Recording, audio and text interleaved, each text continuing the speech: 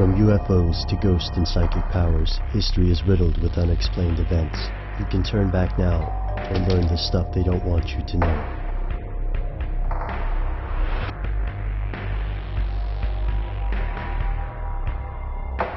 Here are the facts. The United States has the largest population of prisoners per capita in the world. As of 2009, about 743 out of every 100,000 citizens were incarcerated.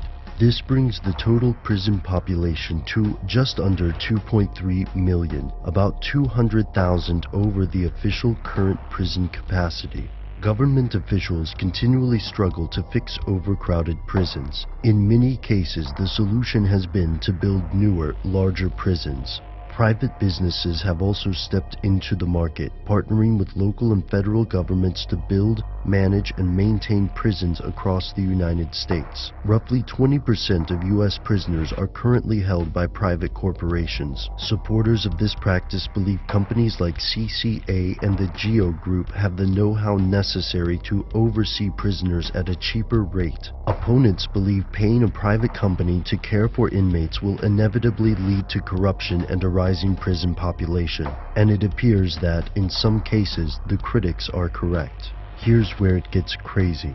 In 2009, two Pennsylvania judges were accused of accepting up to $2.6 million to send juvenile suspects to private prisons operated by two companies, Pennsylvania Child Care and Western Pennsylvania Child Care. While this case presents a frightening example, it is hopefully an isolated event. This isn't to say that public sector prisons are necessarily better. Throughout America's history, prison systems have had numerous brushes with corruption, such as unethical uses of prison labor. Mistreatment is still common in private and public prisons today. In some cases, immigrants in facilities like the Stewart Detention Center have also reported abuse or mistreatment. But here's an interesting question. How did private prison companies move from housing inmates to detaining immigrants?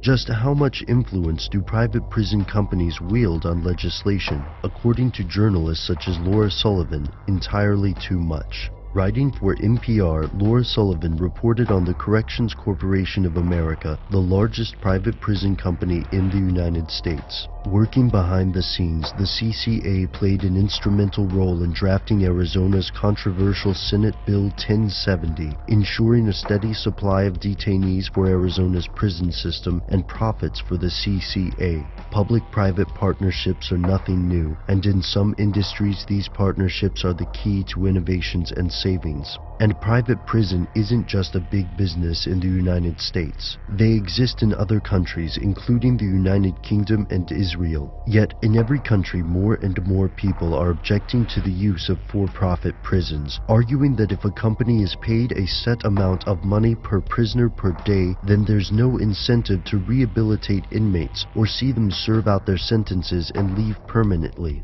Are private prisons a positive step toward cutting costs, or is there another, less noble financial goal at play? How much influence should for-profit prison companies have over legislation? Are private companies and politicians making the best decisions for prisoners and society, or is there something they don't want you to know?